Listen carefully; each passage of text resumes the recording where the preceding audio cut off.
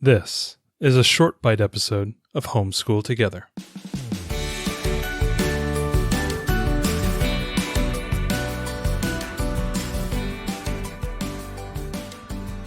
Hello, friends and families. Welcome back to Homeschool Together. Thanks so much for joining us as a short bite edition. And today we're going to be covering a game. Did you get this at the Homeschool Potpourri place? I did. Yes. I got this at the Homeschool Consignment Store. This is not currently made by Gamewright, but you can find it everywhere. Yeah. And since we love Gamewright games, we thought we'd still talk about it on the show.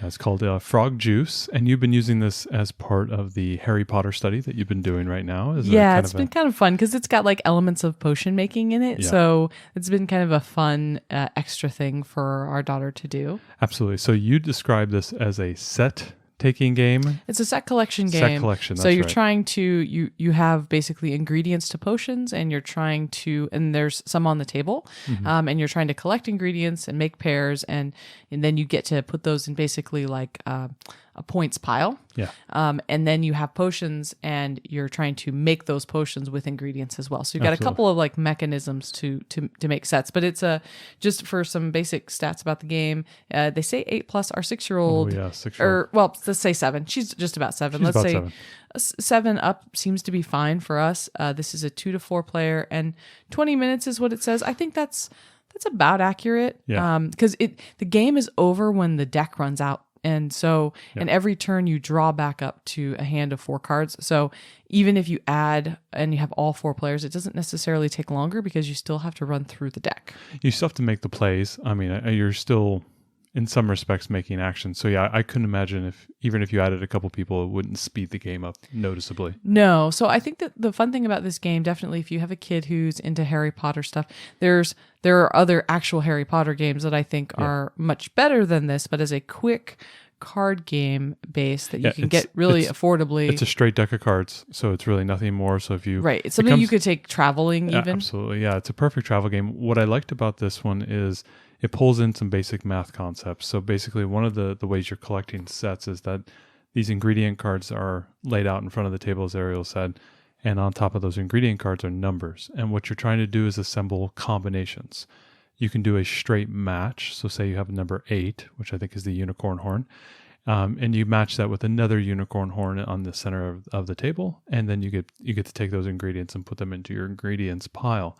You can also do combinations, and the combinations go in one direction or the other. You can't do combos of combos. So whether you're taking in multiple cards from your hand, combining them and summing them up to equal a total that is in the center of the deck, that is not how you do that. You typically either take multiple of your cards that sum up to, say, 8. You take a 6 and a 2, and then you can combine those 2 and then capture an 8, or vice versa. You can have a 6 and a 2 that's in the center of the table, and that combines up to the number 8 card that is in your hand. So you can do those type of combinations to gather up more resources. There are also some really cool little power cards that kind of have a nice little element. There's a witch element. If you have a young learner who enjoys witches, there's a way for the witch to use her broom to sweep up all the cards in the center.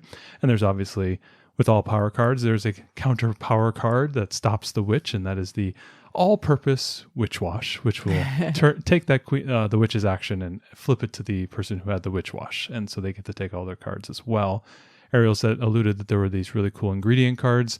And what's cool about those is that you're gathering up ingredients that are not only in your hand, the center of the basically the upturned deck in front of you, but also from your opponents. It has a little bit of almost like a go fish element to it. So you have to ask them for one of the resources, and if they have it, they have to give it to you. And once you fulfill those, the ingredients that are required for that potion, you're able to then score that potion. The basic mechanism of the game is that the various players are building up power cards into a power card deck. So as you gather power cards, whether it's from the witch collecting things or summing up cards or finishing spells, you put those power cards, and they're indicated on the top of the card, into a power card deck. And then the same thing with all the ingredients cards. As you collect ingredients cards, you're putting those into an ingredient pile. And at the end of the game, you guys count up how many cards you have in the respective decks, and those decks are then the people who have the most are awarded a certain number of points, and then you go ahead and score the end of the game. It's actually fairly simple. there's a lot of little, like when we first entered into it, there were a lot of little rules because there's a lot of different little cards in the game, whether it's the black cat or the witch wash or the witch cards or the number 6, which is the frog potion, which is both an ingredient and a power card.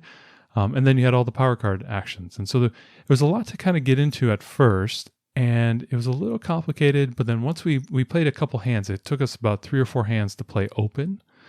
So normally you have a deck of cards in your hand and you're trying to hide that from your opponent, but we actually played them face down, face up on the table, and my daughter and I could talk through what we would do. So we did that about 2 or 3 times, and then we finally played the game, and I think she got it at that point, and then we were able to play 5 or 6 or 7 hands, between the two of us, and then a few with Ariel as well.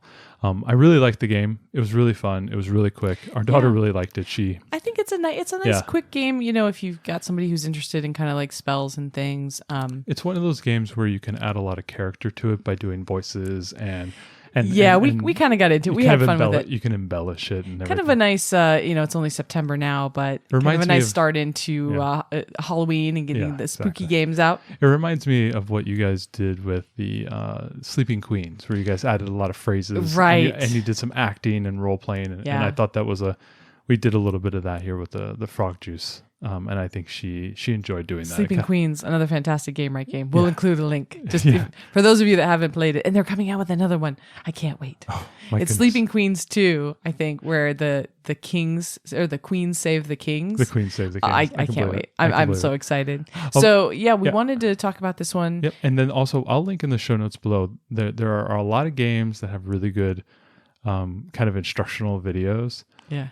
And we couldn't really find a very good one, but there's this young lady has a small YouTube channel, not many views, and she did a really good job at explaining this game, and it actually made it a lot easier to understand. And so I'll make sure to go ahead and link that in the show notes below if you want to take a look at how to specifically play this game. She did a really good job, and I really enjoyed how she described it. It was very, very sweet. So as we talked about, Frog Juice, this is out of print right now from Gamewright, but you check at your local thrift. I got this at our consignment store, and I've seen this game before at Goodwill and Value Village. So even though it's not print right this minute, I've seen it a number of times at thrift.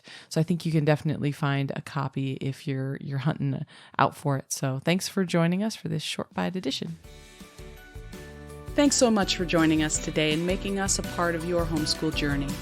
Please engage with us on social media. Join our Homeschool Together podcast group on Facebook and find us at Homeschool Together Podcast on Instagram. We'd love to hear your feedback, questions, and recommendations. Until next time, happy homeschooling!